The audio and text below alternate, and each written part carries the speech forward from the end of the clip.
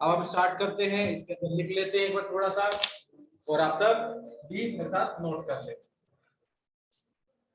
Third point जो था versatile nature of carbon के अंदर, carbon has the tendency to form multiple bond. इसके अंदर चलेगा टेंडेंसी टू फॉर्म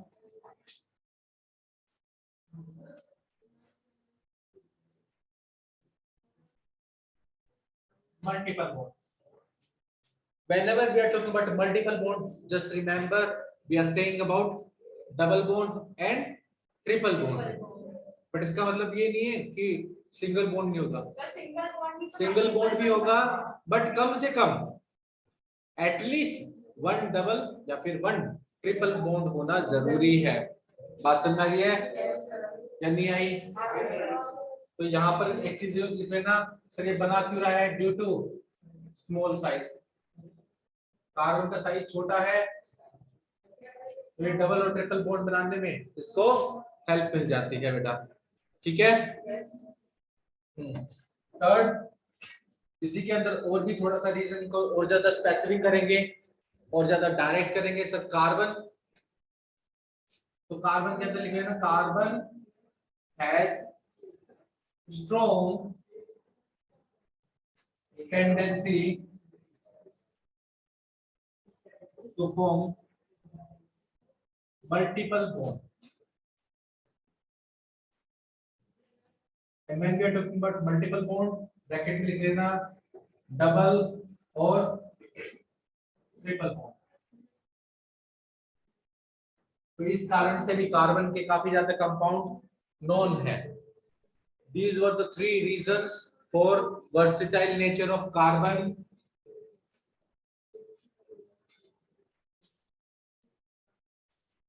ठीक है, चले, इसको नोट हो गया कंप्लीट। यहाँ तक कोई ऐसी बात जो तुमको दिक्कत कर रही हो, कोई ऐसी बात रहेगी इस चैप्टर के अंदर? नहीं ना? चले आगे, क्लियरली पक्का मन में हो गया कंप्लीट, न्यूज़ बन रहे हैं। आ जाओ, चलो तो आज का कंटेंट मिल चुका है।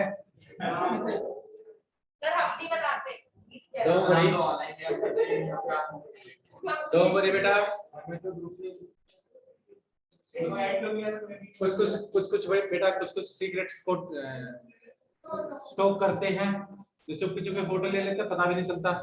आ जाओ बेटा, स्क्रीनशॉट तो बाद में लेते बेटा। चलो, when we are talking about next, जो इम्पोर्टेंट टॉपिक है इसके अंदर, और इससे बहुत सारी बातें पता चलेंगी। क्या पता चलेंगी? बहुत सारी बातें। when we are talking about allotrope forms of carbon, किसकी बात करेंगे हम? सर ये टॉपिक हमको बहुत टाइम से, बहुत ही लंबे टाइम से एलोट्रोफॉर्म ये चीज वो चीज, कभी इसका मतलब नहीं समझ पाए। अगर किसी से पूछते बोल देते डिफरेंट फॉर्म, जितना बोल के खत्म कर देते, इससे आगे कभी घुसे ही नहीं हम। तो सर एक बार थोड़ा सा अंदर घुसो तो सही, हमको बताओ तो सही। सर ये एलोट्रोप फॉर्म्स क्या होती है कार्बन की? बस मेरी चले, मेरे साथ हो पक्का? चलो, साथ में हो सकते बेटा, कचौड़ी नहीं मिल सकती, कचौड़ी के अलावा प्रसाद मिल सकता है। बाबा आ जाओ बेटा। सबसे पहले तो चलो मैं तुमको सबसे सिंपल लैंग्वेज में, अगर तुमसे आगे से कभी भी एलोट्रोप फॉर्म आए तो सर समझ जाना, ऐसे फॉर्म जिसके अंदर केमिकल प्रॉपर्टी सिमिलर हो बट डिफरेंट फिजिकल प्रॉपर्टीज हो। बात समझ? एलोट्रोप का मतलब डिफरेंट फॉर्म का मतलब दिखने में अलग अलग, बट जब उसका रिएक्शन करवाएंगे तब सेम आ रहा है, रिएक्शन सेम हो रहा है। बात समझ रही है? तो बस लिख लेना किसी भी एलिमेंट की डिफरेंट फॉर्म जिसके अंदर केमिकल प्रॉपर्टी क्या होगी? डिफरेंट होगी, केमिकल प्रॉपर्टी सेम होगी और फिजिकल प्रॉपर्टीज डिफरेंट होगी। बात समझ में आ गया? चलो बस इसकी डेफिनेशन लिख लो, और फिर मैं आपको इसका छोटा सा चार्ट बनवा देता हूं कार्बन का। Different forms of carbon that has same chemical properties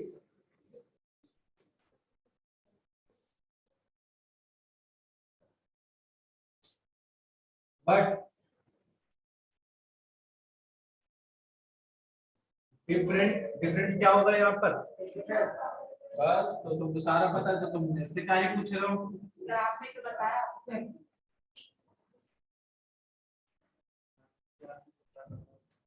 आगे बात समझ में? अभी तो बहुत सारी बातें जानोगे बेटा इस चैप्टर के अंदर।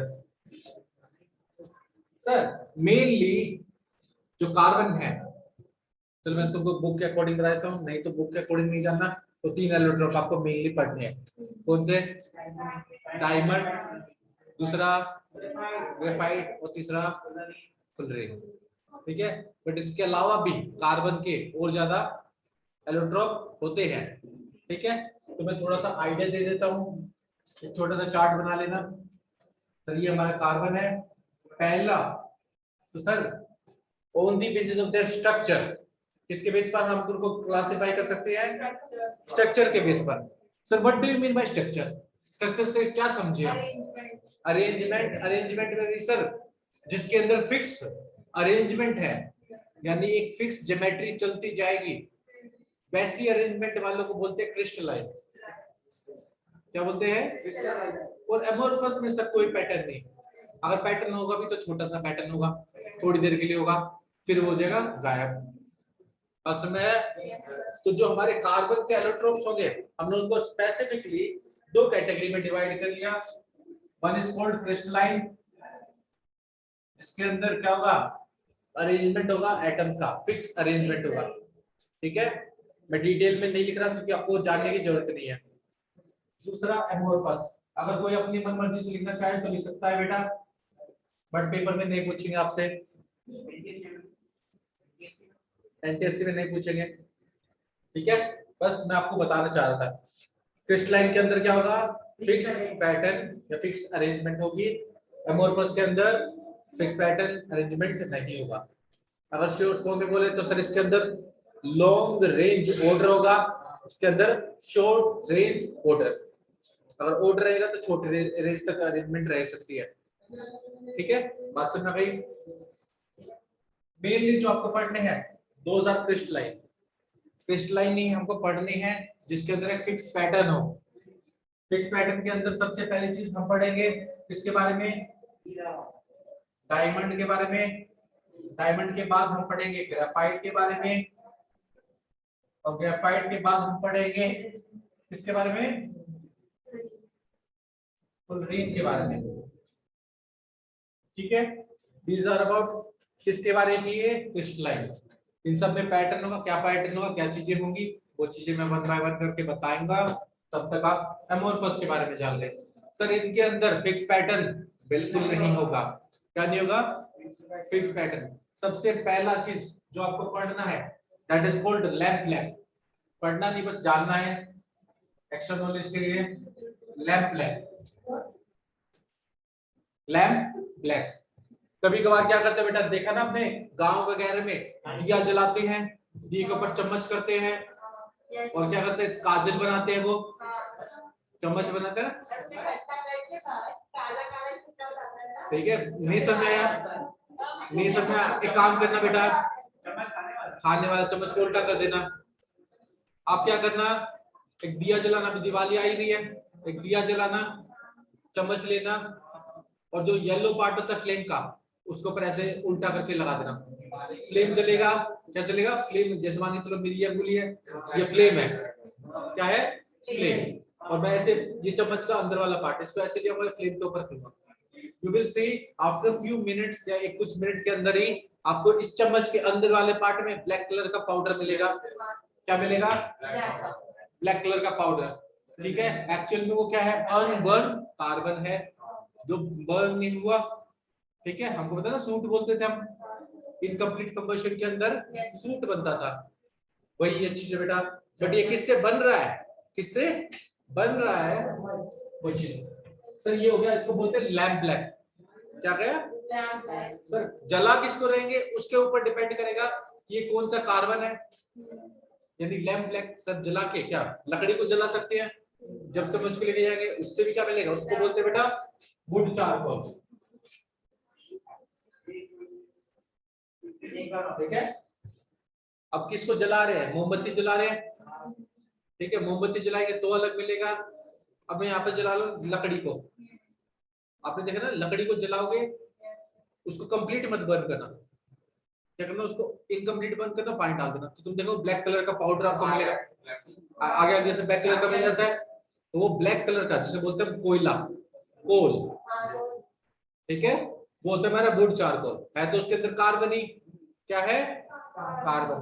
दूसरा बेटा, जब मैंने 10th क्लास स्टार्ट की थी तो सबसे पहले केमिकल चेंज समझाया था, चीनी को जलाना, शैतानी वाला केस था। तो चीनी को जलाते जाते एंड में ब्लैक कलर की चीनी रह गई थी, पाउडर सा रह गया था, मास, उसको हम बोलते हैं बेटा शुगर, शुगर चारकोल बोलते हैं। क्या बोलते हैं, क्यों, क्योंकि हमको ये किससे मिला है, यहाँ पर भी कार्बन ही है, बट वो कार्बन, शुगर के अंदर तो बेटा ग्लूकोज होता है, हीट करेंगे तो वाटर हट जाएगा, बचेगा क्या कार्बन, जो रह गया था हमारे पास, उसको हम क्या बोलेंगे, शुगर चारकोल। क्या बोलेंगे, शुगर चारकोल। और ऑब्वियसली बात है, सिमिलरली एनिमल वगैरह को जलाएंगे, उनकी हड्डियां वगैरह जलाएंगे तो रह जाएगा जो बाद में हमारे पास बहुत सारी चीजें होती है के अंदर जलाने के लिए, ठीक है बेटा, यहाँ पर रह जाएगा क्या, सुन लो, ठीक है, इसको क्या बोलते हैं, एनिमल चारकोल या फिर बोन चारकोल, ठीक है, इसके बारे में ज्यादा डिटेल में जाने की जरूरत नहीं है, ये सारी सॉरी वही मैं ओके, ये सारे चारकोल है। चारकोल क्या होते हैं बेटा, दूसरा एमोर्फस होता है, ये एमोर्फस के टाइप है, सॉरी एमोर्फस में भी चारकोल के टाइप, क्या है चारकोल के।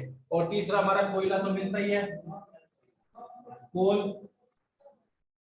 ये सारे क्या है बेटा चारकोल ही है, सॉरी कार्बन ही इनके अंदर, क्या है कार्बन।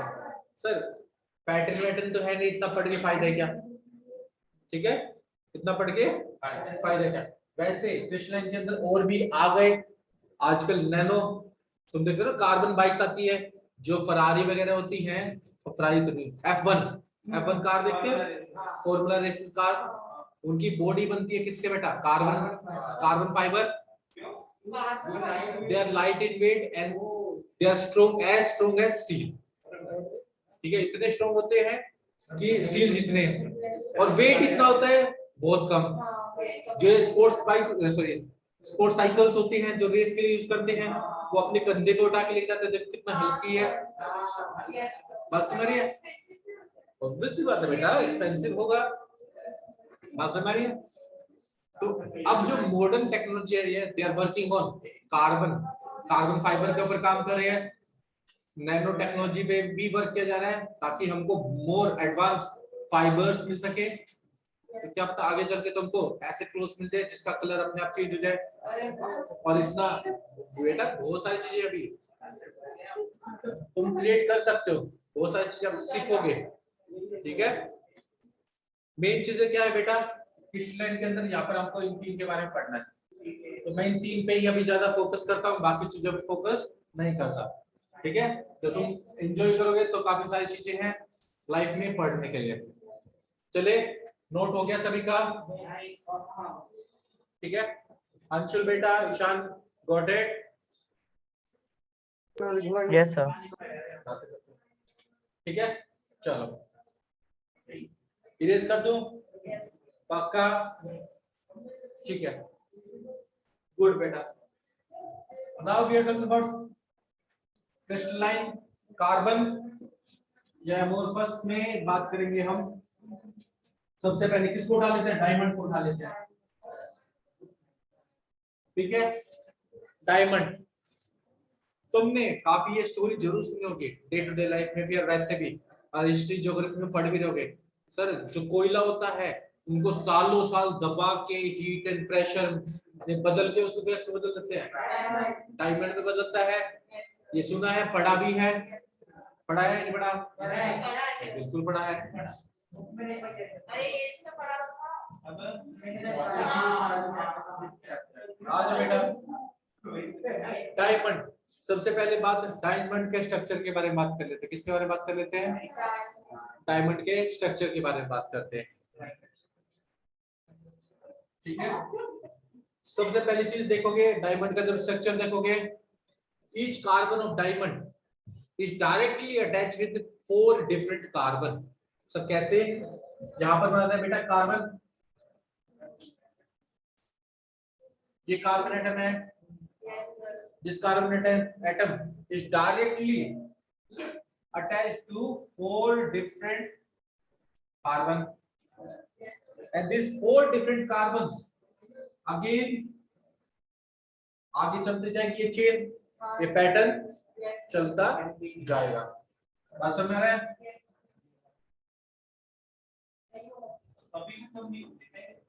हो तो गा बेटा, कहीं ना कहीं तो खत्म होगा। बात समझ में आ गया? ठीक है, हमको क्या देखने को मिलेगा यहाँ पर, सर मुझे क्या देखना है, मुझे देखना है सर एक कार्बन, इस वाले में फोकस करते हैं हम, इस सर्कल में। ठीक है, बाकी मैं हटा देता हूँ ताकि हमारा नॉनसेंस क्रिएट ना हो, और फिर मैं आपको अच्छी अच्छी बातें बता पाऊँ इसके अंदर। पहली बात आप देख रहे हो, ये जो कार्बन एटम है कितने कार्बन एटम से डायरेक्टली अटैच है, 4 कार्बन एटम से डायरेक्टली अटैच है। इस अरेंजमेंट को बोलते हैं बेटा, इस अरेंजमेंट को बोलते हैं टेट्राहेड्रॉन मैनर। क्या बोलते हैं, टेट्राहेड्रॉन मैनर बोलते हैं। ठीक है, अगर आपसे जानना चाहोगे सर ये कैसा दिखता होगा, चलो मैं आपको दिखा देता हूँ। और ये बेटा चारों एंगल बराबर भी हैं, दिख तो नहीं रहे बराबर, हाँ हमेशा। सर ये कैसे इक्वल होंगे, हम कैसे मान ले, आप तो ऐसी की बातें करते हो हम। चलो बेटा देखो, this palm will act as center carbon atom. Caps are representing different carbons जिससे वो डायरेक्टली ज्वाइन है। palm फर्स्ट कार्बन एटम जो ऊपर वाला है, ठीक है, सेकेंड, थर्ड, नीचे बनेगा ट्रायंगल से।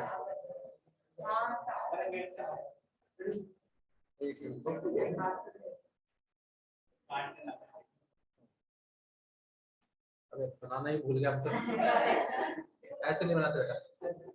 सर हम समझते हैं कि कैसे बना, टेंशन मतलब बेटा, listen, tripod type, perfect, tripod को क्या बोलते हैं बेटा। अब तुम यहाँ पर देखोगे ऑलमोस्ट ये सारे एंगल क्या होंगे, कितने होंगे, 109 डिग्री पर। कितने पर होंगे, 109 डिग्री पर। If I can move this triangle, you can see ये जो एंगल है, ये वाला भी एंगल और ये वाला एंगल तीनों सेम है। अब मैं एक ट्राइपोड को थोड़ा सा हटा दूंगा, ऊपर कर दूंगा, तो ये नीचे आ जाएंगे। तो सारे एंगल क्या होंगे बेटा, बराबर। सिमेट्री स्ट्रक्चर बोलते हैं, क्या बोलते हैं, सिमेट्री स्ट्रक्चर। बात समझ में आ गई? समय कैसे चारों एंगल बराबर होंगे, अगर स्पेसिफिकली पूछे तो एंगल की वैल्यू कितनी होगी, 109.5। ठीक है, उतना डिटेल में अभी आपको जाना नहीं है। सर 109.5 कैसे आया, मैं आपको बाद में बता दूंगा, कभी आप हाई क्लासेस में आना मेरे पास। ठीक है, केमिस्ट्री पढ़ने सर 10th में ही बहुत पढ़ लेंगे, आगे पढ़ने की जरूरत ही नहीं पड़ेगी, है ना। हेलो, एक और चीज बात बेटा, सर आपने बोल दिया क्या, टेट्राहेड्रल मैनर। ठीक है, अब हर एक कार्बन की चारों इलेक्ट्रॉन तो क्या हो चुके हैं, बॉन्ड में जा चुके हैं। कोई फ्री इलेक्ट्रॉन है, फ्री इलेक्ट्रॉन है ही नहीं। क्या वो कंडक्शन शो कर पाएगा, नहीं कर पाएगा। डायमंड क्या होता है बेटा, क्यों इंसुलेटर होता है, क्योंकि इसके पास कोई इलेक्ट्रॉन दिख रहा है, नहीं दिख रहा सर, तो कंडक्शन ही नहीं शो करेगा, इस कारण से शो नहीं करेगा। दूसरा चीज, डायमंड को बोलते हैं नेचुरल हार्डेस्ट सब्सटेंस, क्यों, सिमेट्री स्ट्रक्चर है, टेट्राहेड्रॉन स्ट्रक्चर। ठीक है, इस स्ट्रक्चर क्या करेगा बेटा, एक दूसरे को सपोर्ट करेगा। और इतना हार्ड बना देगा कि कोई भी सब्सटेंस इसको इजीली ब्रेक नहीं कर पाएगा। ये नेटवर्क बना देगा, क्या बना देगा, पूरी चेन नेटवर्क बना देगा। जो जो बातें मैंने बताई वो सारी बातें एक बार लिख लेते हैं और वन बाय वन बाकी सारी बातें जानते हैं। ठीक है, ये सारी बातें मैं बता रहा हूं किससे, स्ट्रक्चर ऑफ डायमंड से। And it's just because of looking at the structure, I can see these things and I can translate these things. सबसे पहली चीज, each carbon लिखते जाओ, each carbon atom is bonded very strongly to form 4 carbon atoms। ठीक है, एक carbon atom directly 4 carbon atom से strongly जुड़ा हुआ है, पहला पॉइंट। सर दूसरा पॉइंट, इस स्ट्रक्चर को क्या बोलते हैं, इसको बोलते हैं टेट्राहेड्रॉन।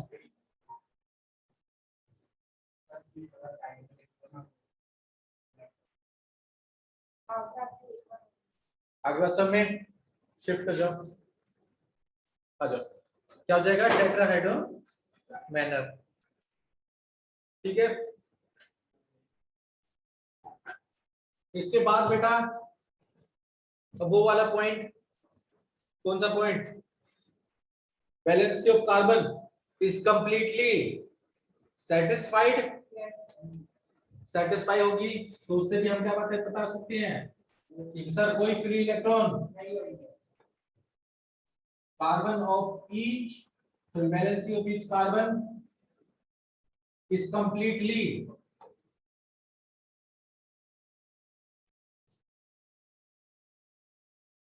satisfied।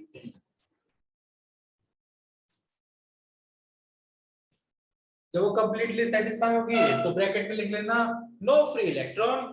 क्या लिख लोगे,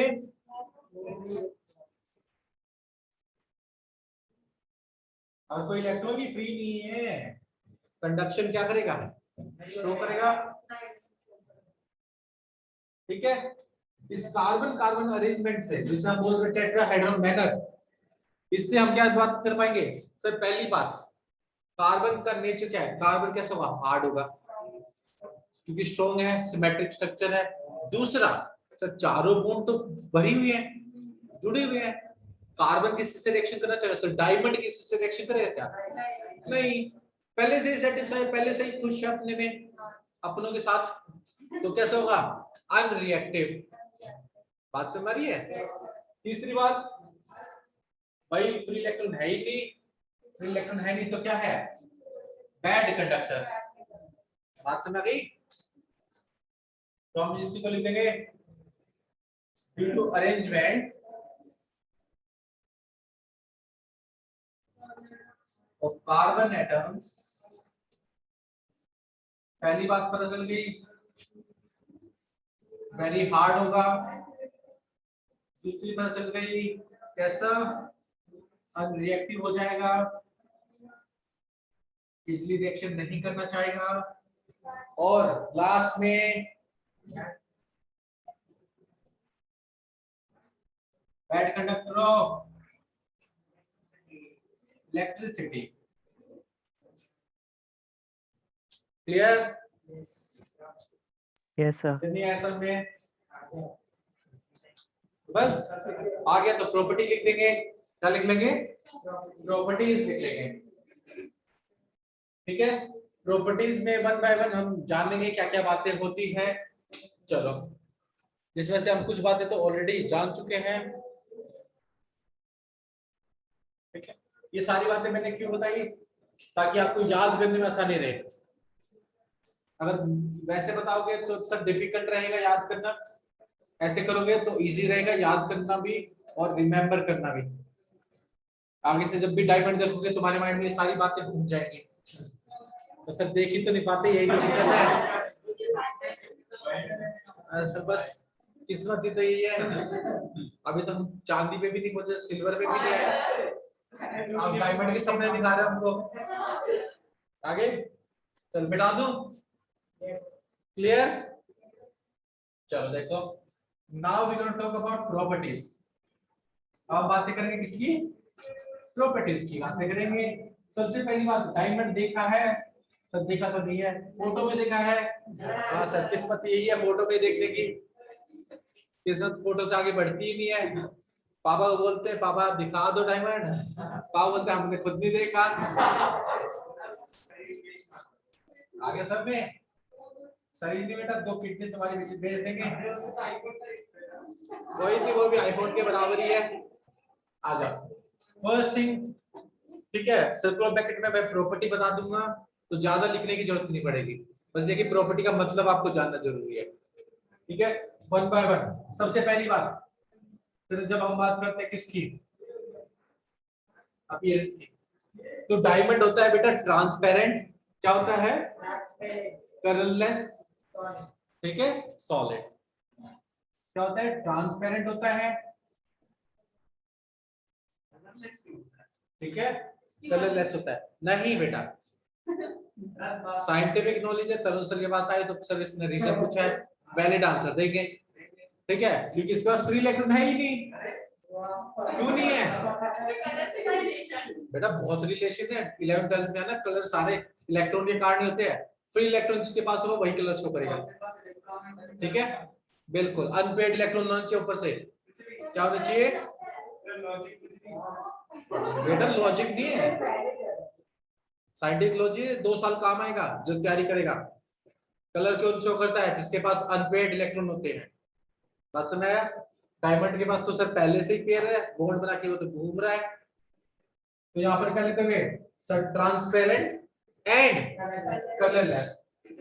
बट सर जब हम मार्केट में जाते हैं हमको तो कलर डायमंड भी मिलते हैं। पहली बात तो डायमंड नहीं है, ठीक है, वो ठीक है, जन कलर भी मिलते हैं, बट कलर आते हैं इम्प्योरिटीज से, तो उन केस में इम्प्योरिटीज होती है जिसके, वैसे तो भैया जी आप पेंट कर दो, कुछ भी कर दो सर, ये आगे किसके अंदर सर देखने पे कैसा दिख रहा है, इसकी बात कर दी हमने अपीयरेंस की। सेकंड बेटा, अब हम बात कर देंगे क्रिस्टल फॉर्म स्ट्रक्चर।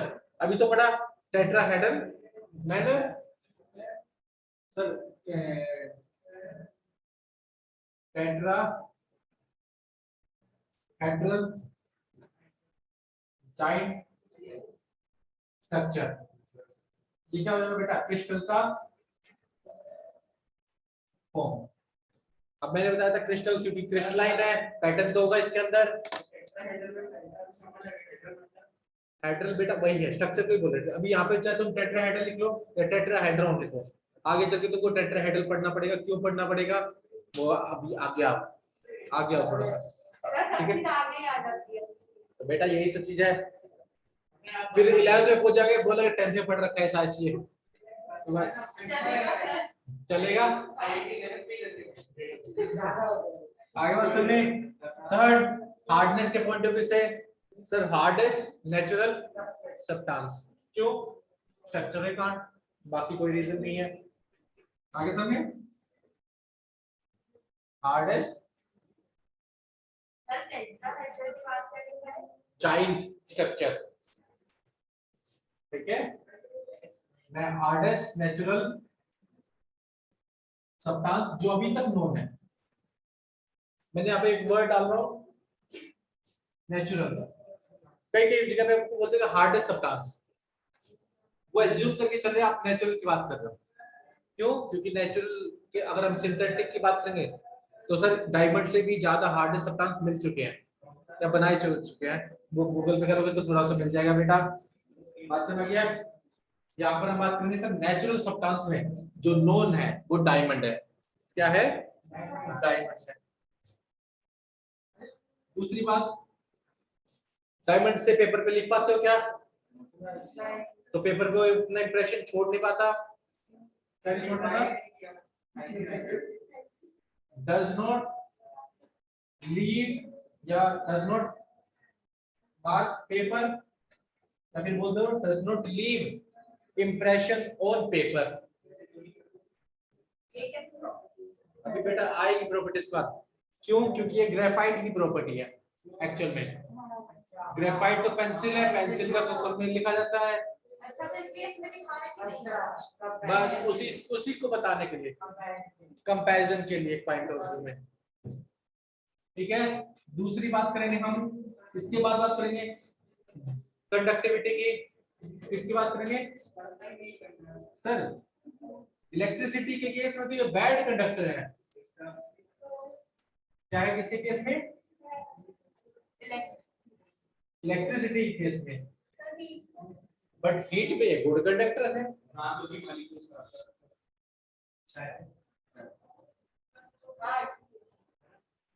क्योंकि एक कार्बन हिलेगा सर सारे कार्बन मोशन में आ जाएंगे। बात समझ आ रही है? इसकी बात करेंगे थर्मल कंडक्टिविटी के केस में गुड कंडक्टर है, यानी हीट के केस में क्या है? Good conductor. बात समझ में आ गई? फिर प्रॉपर्टीज में आते हैं density. Generally non metal have low density, but carbon की डेंसिटी, सॉरी डायमंड की डेंसिटी ज्यादा होती है, दैट इज 3.51 ग्राम पर सेंटीमीटर क्यूब। ये क्या हो गया बेटा? इसकी डायमंड की। फिर सर स्ट्रक्चर इसका कैसा है? सिमेट्री है, बॉन्ड स्ट्रॉन्ग है, तो बेटा तोड़ने के लिए जो बॉन्ड देनी पड़ेगी वो भी क्या होगी? यानी सॉलिड से लिक्विड में कन्वर्ट करने के लिए जिस टेम्परेचर का रिक्वायरमेंट होगी उस टेम्परेचर को क्या बोलते हैं हम? Melting point. That is in case of diamond 3550 degree Celsius melting point है किसका? बिल्कुल बेटा डायमंड का। आगे सब में मोर देन डबल। फिर हम बात करते हैं किसकी सर? वहीं पर कंबशन की बात करेंगे। कार्बन ही तो है, क्या इसको हम जला सकते हैं क्या? सर कार्बन है, बिल्कुल कर सकते हैं। क्या करेंगे? तो बर्न्स इन एयर, ठीक है। कब सर ये जलना तो चालू कर देगा एयर में, बट टेम्परेचर भी तो चाहिए इसको। कितना temperature sir? High temperature, that is equals to approximately 900 degree Celsius. कितने की बात कर रहा है वो? Above 900 degree Celsius. तो वो क्या कर देगा बेटा? कंबशन शो करेगा। कंबशन हुआ कार्बन का तो क्या कर देगा? किसमें कन्वर्ट हो जाएगा? Carbon plus oxygen gives carbon dioxide. बात समझ में गए क्या नहीं आई? पक्का? बर्न होकर क्या दे रहा है? लिख लेना, टू गिव CO2। ठीक है, क्या देगा? CO2 देगा। बात समझ में गई? ठीक है, आगे चले।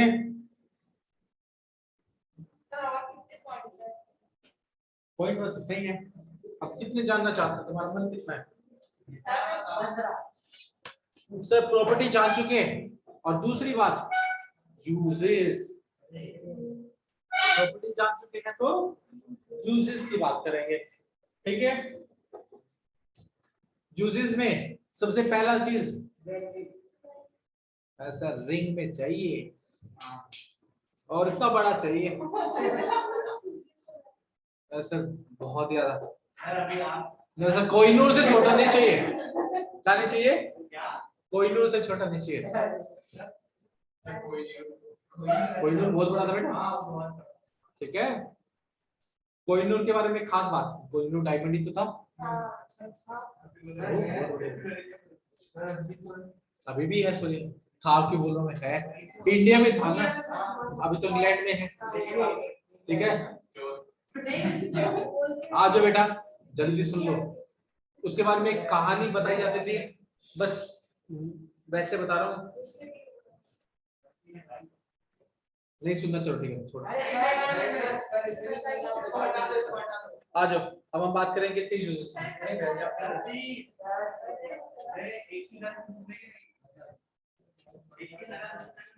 ठीक है, वैसे डायमंड आप उसमें ही पढ़ोगे। सर डायमंड चमकता कैसे है? क्यों चमक रहा है? लस्टरस तो है ही नहीं बेटा। चमक क्यों रहा है? वही तो पूछ रहा हूँ। रिफ्लेक्ट करता है, हाँ बस रिफ्लेक्ट करता है, रिफ्लेक्ट करता है, बस रिफ्लेक्ट करता है, रिफ्लेक्ट रिफ्लेक्ट। और अब तुम पढ़ते हो फिजिक्स में एक टर्म DIR, स्पार्कलिंग देख कैसे है TIR। ठीक है, याद रखना बेटा, डायमंड जो रो डायमंड आता है और जो मार्केट में डायमंड मिलता है, ठीक है, डायमंड होना बड़ी बात नहीं है, मार्केट में जो डायमंड आता है ना उसकी वैल्यू होती है।